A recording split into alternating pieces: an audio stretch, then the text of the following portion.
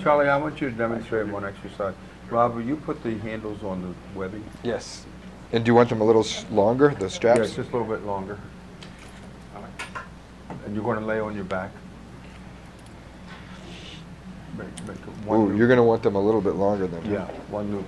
Yeah, that's good.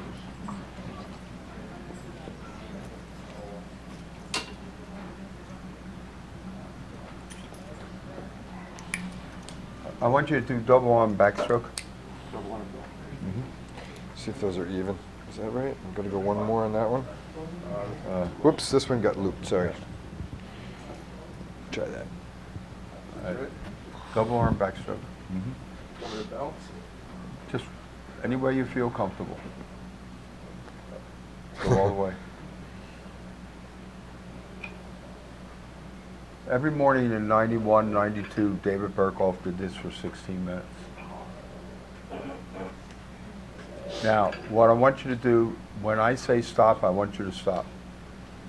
Okay, so you're going to come down the hill a little bit, and I'm going to ask you to stop. Come more, stop, stop. Now, real slow, right knee to your stomach, pull it in. And now, stretch it out. Now the other. Keep going, ride a bike, go real, that's too fast. There's Granada's vibration machine right there. Keep going, keep going. But you feel, we're now working total body, and you know, swimmers swim with their total body. How was that? Whoops.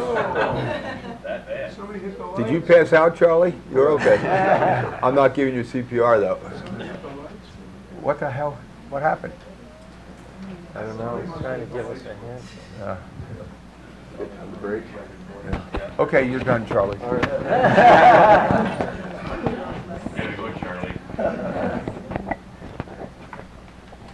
You were asking before about What happened to your lights? I don't know. Working through injuries, and I just wanted to add in there that at one time I did have 3 cracked ribs, and so I couldn't swim because of that. Right. And in order to just hold it, just breathing was difficult. I had to have a really full kind of a rat brace, but I was able to get on the bench and swim because that compression on where the breaks were, where the cracks were, kind of held me in place and limited my roll a little bit, but I was still able to use all the muscles in my back, use my arms, and that was 3 weeks before my championship. So I just want to let you know that I was able to use that even with cracked ribs. Yeah.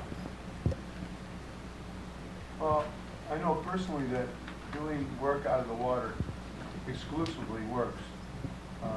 We had a girl in our area that had a severe shoulder trauma. She couldn't swim. And coach called me and said, it looks like she's out for the season. I said, well, Marty and I just went down to Georgia, and the strength coach gave us a whole folder of stuff that we can see what we can do for her. So she did a lot of work on the bike. She can get in the water and do some kicking. A little later, she could do some drills and stuff, but couldn't do much shoulder-wise. Needed serious surgery. She did some severe stuff on the bike. It reminded me of Shoulberg's kids. She put the bike on the kickboard every day, on the diving board every day, and she had pools of sweat coming down in the pool. She encouraged the kids in the water, they encouraged her, and she won the state meet, New York State meet in the 50 and took second in the 100, basically just doing work out of the water, and purely out of the water. So that stuff is super beneficial. Regarding the shoulder injury, so that was a separate form of exercise to get Oh, it. You said so. She had tears, yeah. I have a situation with my daughter has a shoulder injury, and so we have her working with a therapist right now. He's recommending that she stay out of the water for 1 year before she comes back in, and I say, and that's pretty long. So Something I want to integrate with this, and I don't, I don't use it as much as Dick and you guys do, but on the bike we did the bike stuff was sets of fartlek type work. so much of this level, longer of this level, and the different, and they'd be like 24-minute sets. Or there was a 16 that was faster, 24 that were longer, and every day, there were so many of them that she could integrate them any way she wanted. And I think of this thing as a great tool for doing some fartlek stuff also. I mean, as we're into a phase now where so many coaches are into tempo swims, creating swims by tempo. I do a lot of that with my coaching, and that might be something Andrei to spoke. look into here. I think Andrei spoke of that essentially in a different way, but you can very quickly develop power on land that you might not be able to do in the water. So you can do it in a compressed workout time period. We hear reports from athletes and coaches that will use the ergometer especially for that, to develop power with short interval training. You can get a lot accomplished, but it's all upper body work. And if the athletes can connect their torso with the strokes, that's the ideal scenario when they, in terms of form and how they actually use the device.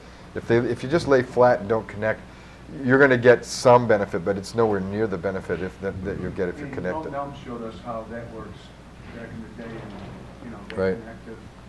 So I want to say thank you to everyone on the panel. Thank you for coming. If you have more questions, we can take those, but it is after our time if anybody needs to leave.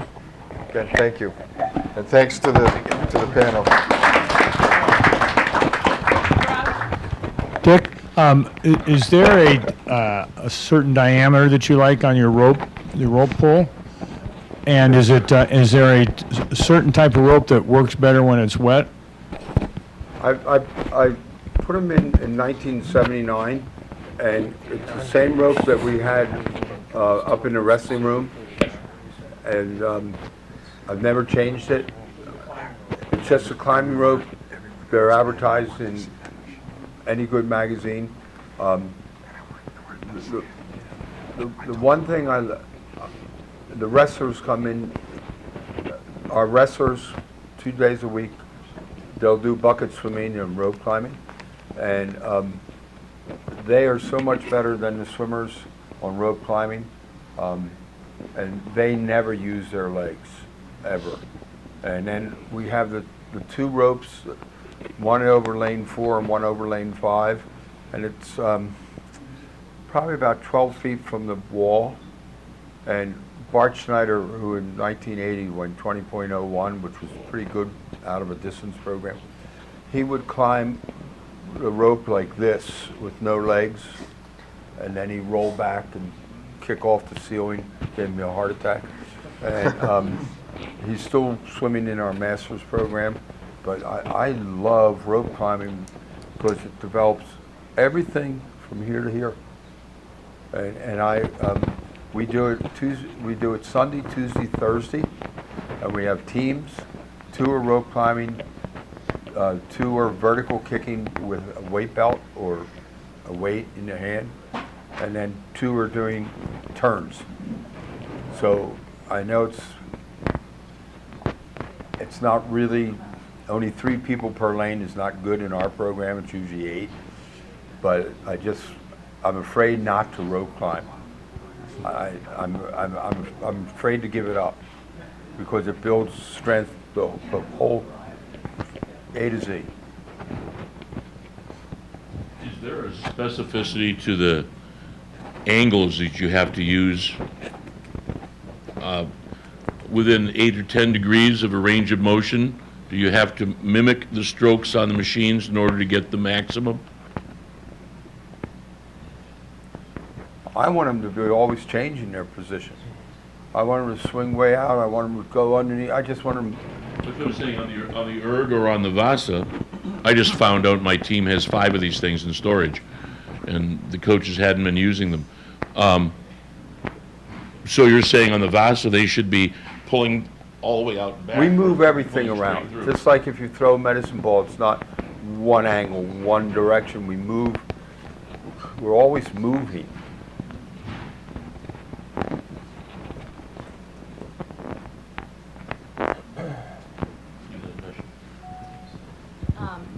I was wondering if you use the underwater rope in conjunction with the climbing rope. No. But Jack Nelson did.